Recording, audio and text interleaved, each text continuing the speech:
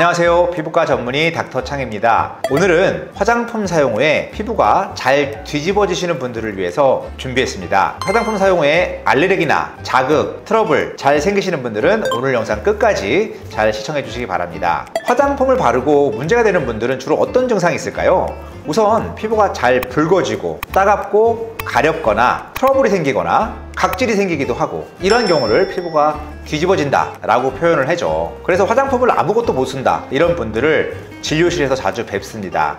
그런 분들한테 제가 꼭 권고드리는 것은, 이러한 분들은 화장품 사용 후에 알레르기성 접촉 피부염이나 자극성 접촉 피부염 또는 여드름이 발생하는 경우인데요, 알레르기와 자극은 조금 다릅니다. 증상은 좀 비슷하기도 한데, 자극성 접촉 피부염이란 자극이 될 수 있는 성분이 피부에 닿았을 때 어떤 피부에게나 자극을 일으킬 수 있습니다. 다만 그 성분이 아주 낮은 농도에서도 자극을 일으키는 피부를 민감성 피부라고 합니다. 하지만 그 농도가 높아진다면 건강한 피부에도 자극을 일으킬 수 있는 이러한 경우를 자극성 접촉 피부염, 그런 물질을 어떤 자극이 됐다 라고 얘기를 하겠고요. 알레르기라고 하는 것은 아주 작은 성분이라도 나한테 알레르기가 있다면 발생할 수 있는 것이고, 그 알레르기가 없는 분들은 그 성분이 닿더라도 전혀 문제가 되지 않는 어떠한 성분의 특이적인 그런 것을 알레르기 반응이라고 얘기를 합니다. 그럼 이런 분들한테 어떻게 권고드리냐면요, 가장 첫 번째는 화장품 개수를 줄이자입니다. 화장품 다이어트를 하는 것인데요, 아무래도 화장품을 여러 개 쓰고 종류를 많이 쓸수록 그 각각의 화장품들에는 많은 화장품 성분들이 들어있습니다. 따라서 얼굴에 접촉하는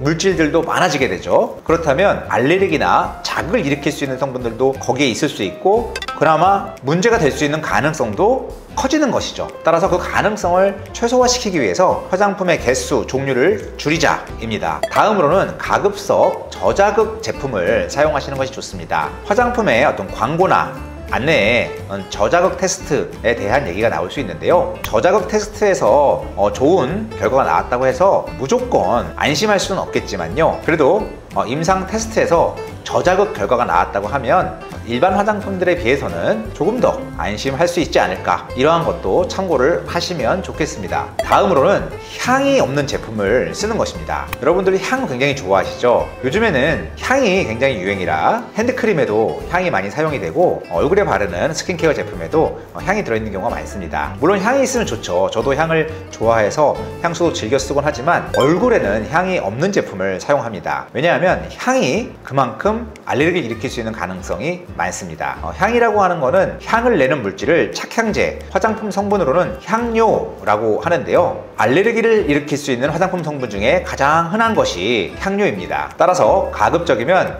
향료가 들어있지 않은 제품을 사용하시는 것을 권장드립니다. 냄새가 없다고 해서 무조건 무향료 제품은 아닙니다. 왜냐하면 화장품 원료에서 나오는 특유의 좋지 않은 그러한 냄새를 없애기 위해서 향은 나지 않지만 향료 성분이 들어갈 수가 있습니다. 따라서 무향료 제품, non-fragrance 제품을 사용하시는 것을 권해드립니다. 다음으로 피부가 민감하고 잘 뒤집어지시는 분들께서는 샘플을 먼저 셀프 테스트를 하는 것이 좋은데요, 귀 뒤쪽이라든지 팔 안쪽에 잘 보이지 않는 곳에 문제가 생기더라도 크게 보이지 않는 곳에 샘플을 발라서 문제가 되지 않는지 확인해보고 사용한다면 괜히 화장품을 덜컥 본품을 샀다가 돈을 낭비하지 않고 샘플을 먼저 사용해서 괜찮은지 확인해 보시는 것을 추천을 드립니다.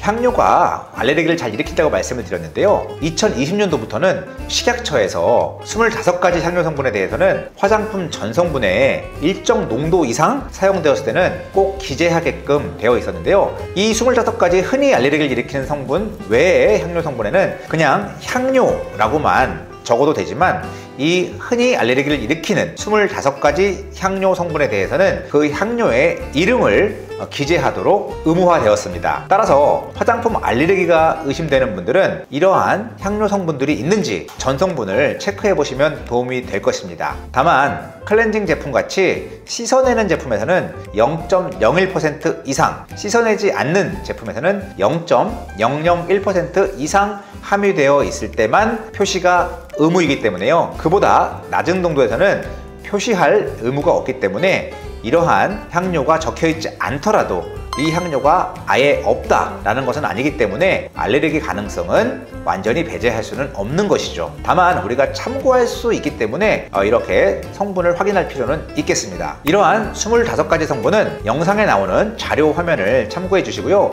이름도 굉장히 어렵고 많기 때문에 일일이 나열을 드리기는 힘들 것 같고요. 이 중에서 흔히 사용되는 향료는 기억해 두시는 게 좋은데요. 리날룰, 리모넨, 제라니올, 유제놀, 시트로넬롤, 시트랄, 이 성분들은 많이 사용되는 성분이기 때문에 좀 기억을 해 두시는 것도 도움이 되겠습니다. 다음으로는 어떤 오일 성분이나 어떤 천연 성분에도 이러한 향료들이 들어가서 알레르기를 일으킬 수 있기 때문에 주의를 하셔야 되는데요. 대표적으로는 라벤더 오일, 그리고 일랑일랑 오일과 같은 성분에는 향료 성분들이 들어있고요. 티트리 오일 같은 경우에는 작을 일으킬 수 있고 알러지 역시도 일으킬 수 있기 때문에 라벤더 오일, 일랑일랑 오일, 티트리 오일, 이러한 성분들은 기억을 해두시고 민감하거나 알레르기 있는 분들은 주의를 하시기 바랍니다. 다음으로는 방부제 성분 역시 알레르기나 자극을 일으킬 수 있습니다. 최근에는 널리 알려지면서 그 사용이 점점 줄어들고 있는데요. 대표적으로 파라벤 성분, 메틸파라벤, 에틸파라벤, 프로필파라벤, 이와 같은 파라벤 성분이나 잘 쓰이지는 않지만 메칠 이소치아졸리논과 같은 성분은 주의하셔서 피하시길 바라겠습니다. 또한 염료라고 하는 색깔을 내는 그런 화장품 성분들도 알레르기를 일으킬 수 있는 물질입니다. 대표적으로는 카민, 황색 5호, 적색 40호, 이러한 색소를 내는 염료 성분들도 알레르기가 있는 분들은 주의를 하고 꼼꼼히 살펴보는 것을 권장드리겠습니다. 오늘 이렇게 알레르기를 일으킬 수 있는 화장품 성분에 대해서 알아보았는데요. 도움이 되셨다면 구독, 좋아요 눌러주시고요. 오늘도 좋은 하루 되시기 바랍니다. 닥터창이었습니다.